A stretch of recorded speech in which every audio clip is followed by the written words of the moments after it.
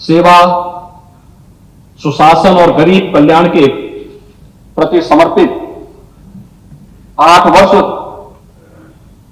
पूर्ण हो रहे हैं। इन 8 वर्षों के दौरान देशवासियों के आत्मविश्वास में बढ़ोतरी हुई है। प्रत्येक क्षेत्र में बुनियादी सुविधाएं बढ़ी हैं।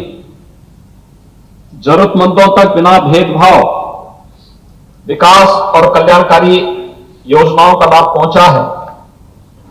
अब भारत को एक नई वैश्विक प्रतिष्ठा भी प्राप्त हुई है। स्वाधीन भारत के इतिहास में पिछले 8 वर्षों का यह कार्यकाल बेमिसाल साबित हुआ है। आजाद भारत की 75वीं वर्षगांठ स्वतंत्रता के गौरवशाली इतिहास के पुनरावलोकन का एक अवसर भी है, जिसे पूरा देश आजादी के अमृत महोत्सव के रूप में मना रहा है। उत्तर प्रदेश को यह गौरव प्राप्त है तो इसकी धरती से ही सन 1857 में देश का प्रथम स्वतंत्र समर की शुरुआत हुई थी। इतिहास के पन्नों में आजादी के ऐसे भी नायक हैं जिन्हें हो सकता है उचित स्थान न प्राप्त हुआ हो, परंतु उनके योगदान को कभी विस्मृत नहीं किया जा सकता। माननीय प्रधानमंत्री जी ने देश को अमृत महोत्सव के 5 सूत्र दिए।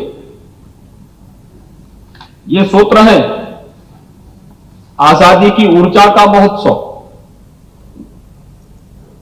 यानी अमृत महोत्सव का मतलब आजादी की ऊर्जा का महोत्सव, स्वाधीनता सेनानियों से प्रेरणा का महोत्सव, नए विचारों का महोत्सव, नए संकल्पों का महोत्सव, आत्मनिर्भरता को प्राप्त करने का महोत्सव। ये 5 सूत्र आजादी की लड़ाई के साथ साथ आजाद भारत के सपनों और कर्तव्यों को देश के सामने रखकर आगे बढ़ने की प्रेरणा देंगे।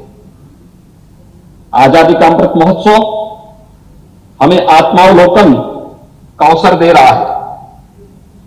2047 का भारत कैसा होगा, इसके लिए माननीय प्रधानमंत्री जी ने आगामी 25 वर्ष के कालखंड को अमृत काल निर्धारित करते हुए नवीन संकल्प के साथ नए लक्ष्यों को प्राप्त करने के लिए पूरे देश के नागरिकों को परिश्रम करने के लिए आह्वान किया है।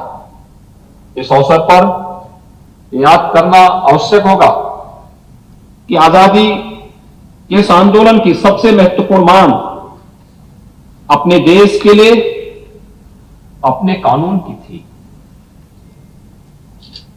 देश हमारा, लेकिन शासन अंग्रेजों का, इसलिए कानून भी उन्हीं का था। लंबे संघर्ष के बाद हमें अपना कानून बनाने का अधिकार मिलने की शुरुआत हुई। यद्यपि हमें कानून बनाने का पूरा अधिकार नहीं मिला था, केवल शुरुआत हुई थी। इसके दृष्टिगत राज्य स्तर पर विधानमंडल की स्थापना का मार्ग प्रशस्त हुआ और 5 जनवरी 1887 को विधान परिषद का गठन किया गया। उस समय उत्तर प्रदेश का उत्तर पश्चिमी प्रांत और अवध प्रांत के नाम से उत्तर प्रदेश को जाना जाता था। स्थापना के समय विधान परिषद का कोई निश्चित स्थान नहीं था।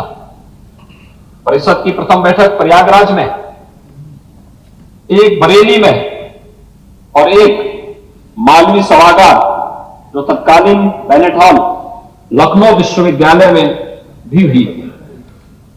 विधान परिषद की बैठकें प्रयागराज या लखनऊ के राजभवन में होती रही। कालांतर में लखनऊ में परिषद भवन निर्मित किया गया। यह भवन अब हमारा विधान भवन कहलाता है।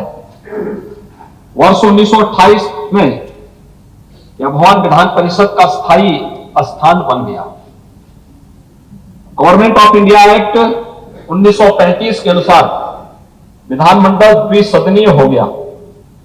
अब विधान परिषद का मंडप विधानसभा को दे दिया गया।